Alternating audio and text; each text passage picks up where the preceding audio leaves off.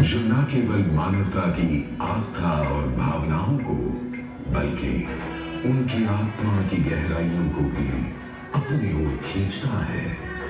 महाकुंभ क्या है वह शक्ति जो हम सबको एक सूत्र में बांधती है? उत्तर है गंगा।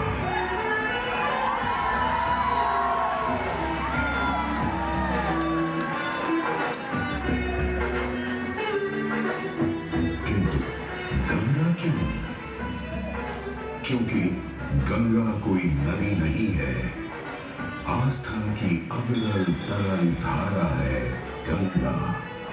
विश्वासों की वाहिनी, संस्कृतियों की सरिता है गंगा। और इस स्थान पर, इस प्रयागों के राज में श्वेत रंगा गंगा का संगम होता है अपनी दो बहनों श्यामल वर्ण यमुना और अदृश्य सरस्वती से। और इस त्रिवेणी संगम के कारण ही यह जगह इतनी महत्वपूर्ण हो जाती है।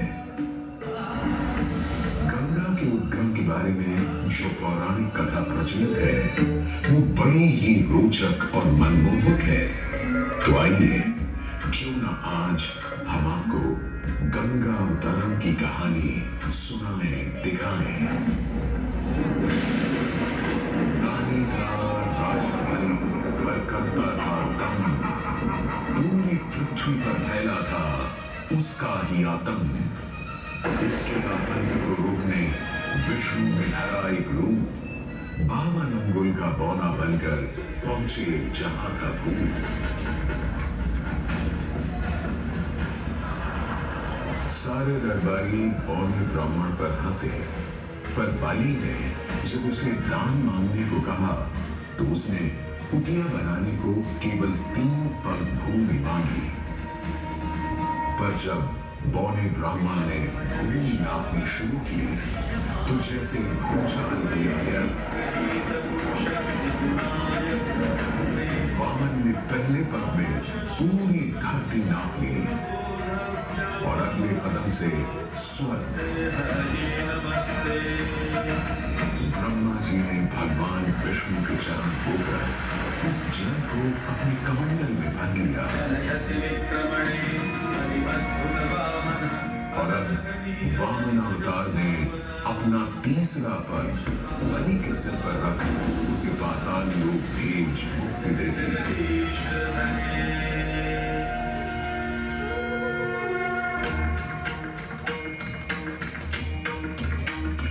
अब स्वर्ग लोक में भगवान ब्रह्मा जी ने जब चरणामृत में हाथ डाला तो वहीं से निकल आई चंचल निर्मल धवल गंगा जी। पवित्रा किंतु चंचला, आज से तू मेरी पुत्री और नाम तेरा गंगा।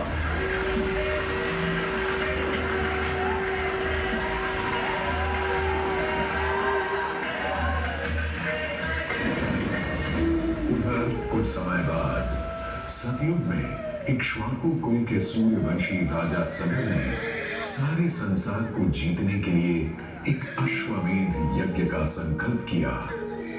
सुने सुने सुने, सब सुने, यह चिन्हित पूजित धवल अश्व जहां भी जाएगा वो भूमि राजा सगर की मानी जाएगी। यदि किसी ने इस अश्व को रोका या पकड़ा तो उसे सगर के 60,000 एक पुत्रों और उनकी लक्षाधिक सेना का सामना करना पड़ेगा। सुने सुने में सगर का अश्व अजेय अपराजेय बढ़ता जा रहा था और स्वर्ग लोक में बढ़ती जा रही थी।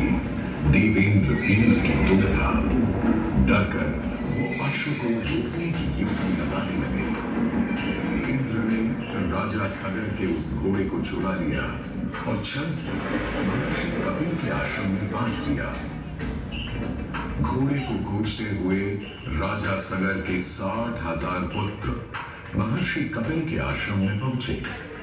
वहां घोड़े को बंधा हुआ देख क्रोधित पुत्रों ने कपिल मुनि को घोड़ा चोर समझा और उन्हें अपशब्द कहने लगे। वाचाल कुमारों, यदि कपिल ऋषि ने खोली आंख तो तपस की युगाग्नि से जलकर तुम सब हो जाओगे राख।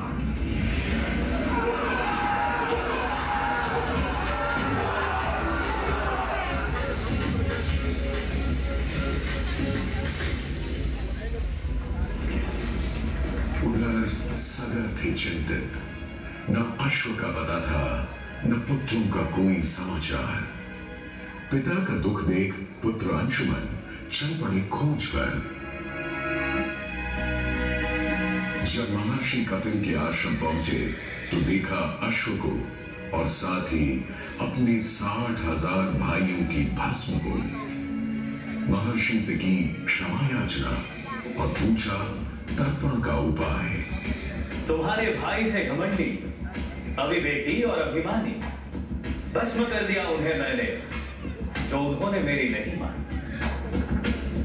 गंगाजल, केवल गंगाजल ही दे सकता है मुक्ति उन्हें, जो भस्म हुए तुम्हारे परिजन। अंशुमन को अपने भाइयों के तर्पण के लिए गंगा को लाने का बहुत मन था, किंतु किसी को राजधर्म भी तो निभाना था और राज भी चलाना था। देखते देखते 7 पीढ़ियां गुजर गईं, पर 7 पीढ़ियों के बाद समय आने पर राजकुमार भगीरथ ने राजा बनने से साफ मना कर दिया।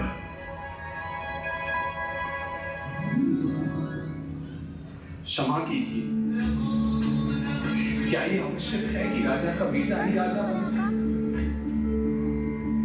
मैं पहले तपस्या करूं और फिर ब्रह्मा से गंगा को मांगकर पृथ्वी पर ले आऊं और फिर उनके पावन पवित्र जल से अपने 60,000 पूर्वजों का तर्पण करूं।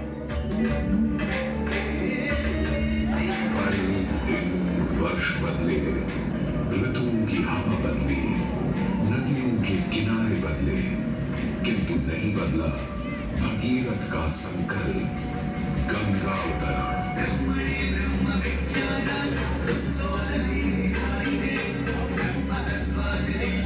पुत्र भगीरथ, हम तुम्हारे तप से प्रसन्न हैं। बताओ क्या आशीर्वाद चाहिए? हे भगवान, मेरे पूर्वज के तर्पण के लिए मुझे आपकी पुत्री गंगा चाहिए। तथास्तु, किंतु यदि गंगा स्वर्ग से सीधे धरती पर गिरी तो पृथ्वी को चीरते हुए गंगा सीधे पाताल में पहुंच जाएगी। इसलिए तुम भगवान शिव शंकर को मनाओ ताकि गंगा जब स्वर्ग से नीचे उतरे तो वो उसे अपनी जटा में थाम ले। अब भगीरथ ने एक अंगूठे पर खड़े होकर भगवान शंकर को मनाने के लिए शिव शंकर का जाप शुरू कर दिया। जय मन पावन, जय पतित पावन, शोक प्रशामन शिव शंभो, विपद विहारम अधम उद्धारण सत्य सनातन शिव शंभो, भज वचन हर जल जन वर धवल। कोई भी वर मांग लो आज। हे प्रभु, जब गंगा स्वर्ग से धरती पर गिरे तब आप बीच में उन्हें अपनी जटाओं में सांध ले, नहीं तो पूरी पृथ्वी नष्ट हो जाएगी। बस इतनी सी बात? ठीक है, ब्रह्मदेव से कहो शिव तैयार है, आने दो गंगा को, आने दो। जय शिव शंकर, जय रघुनाथ, जय जय जय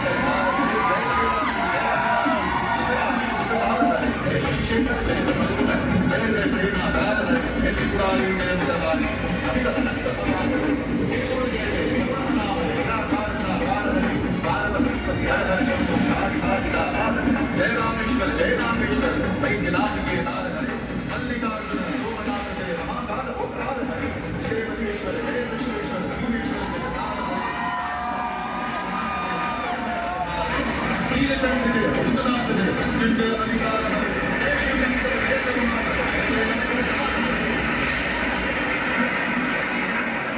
और यूं गंगा ने भगीरथ के साथ गंगा सागर जाकर सगर के पुत्रों का उद्धार किया।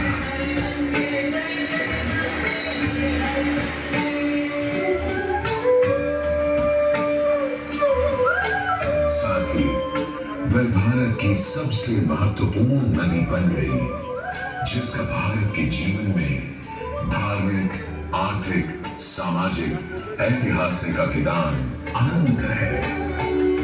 हे मां नंदी, हे जगदंबे, हे मां नंदी। मोक्षदायिनी गंगा का यमुना और सरस्वती के साथ त्रिवेणी संगम मोक्ष का संगम है।